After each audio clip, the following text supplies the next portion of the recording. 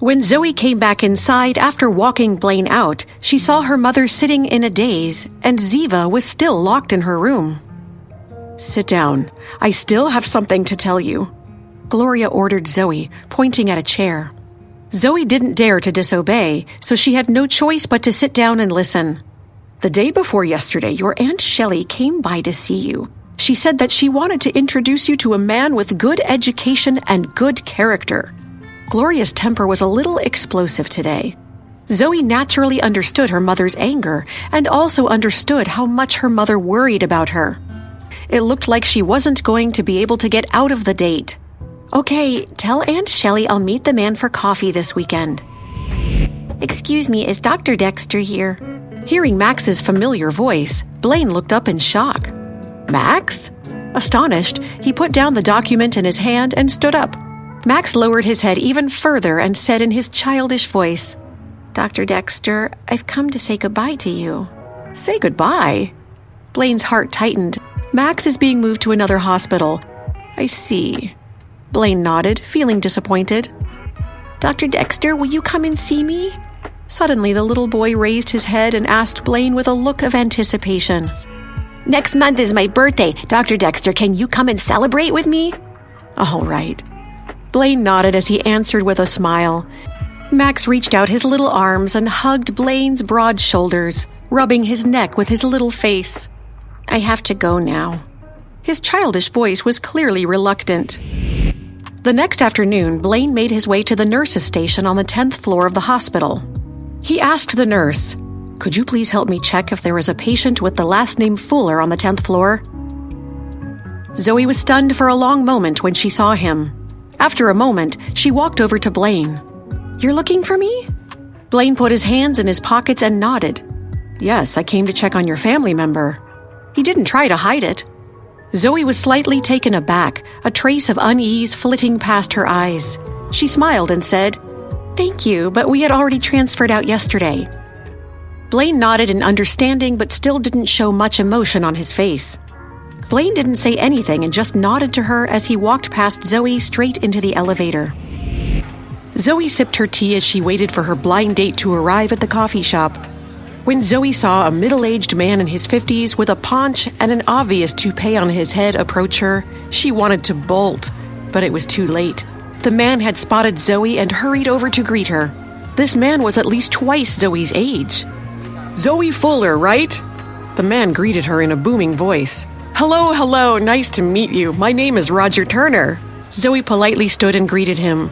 "Hello, Mr. Turner, nice to meet you." Then Zoey shook the man's very sweaty hand. "Zoey, your skin is so soft. Are you sure you're a mother? You seem so young and fresh." Hearing this, Zoey felt disgusted. Ew! She hoped no one noticed them together. However, Zoey didn't know that it was already too late for that. A pair of stormy gray eyes were watching this scene unfold through the coffee shop's window. "That's it," Blaine said under his breath. Jose was confused. Jose followed Blaine into the coffee shop. As soon as they entered, they bumped into Zoey, who was sitting by the window. Jose immediately understood why they were there. "Hey Zoey, what a coincidence!" Zoey smiled awkwardly and greeted Jose unnaturally. "What a coincidence!" "Zoey, are these friends of yours?" Roger quickly stood up and politely shook hands with Jose. "Hello, nice to meet you. I'm Zoey's boyfriend, Roger Turner." Zoey was so embarrassed that she felt ashamed. "Don't misunderstand. I just met Mr. Turner a few minutes ago." "Zoey, stop acting reserved," Roger corrected her. Zoey felt a prickling sensation on her back, and her whole body was uncomfortable. She noticed Jose and Blaine hadn't budged and were still standing in front of the table, watching the show. "Mr. Turner, I really don't think that—" Before Zoey could finish her sentence, she was cut off by Roger, who grabbed her hand with his sweaty own. "Let go of me!" Zoey struggled to pull her hand back, but couldn't break free, and she was quickly moving from feeling embarrassed to angry. However, before she could say anything, a big hand had already fiercely slapped Roger's hand away, causing him to grimace in pain.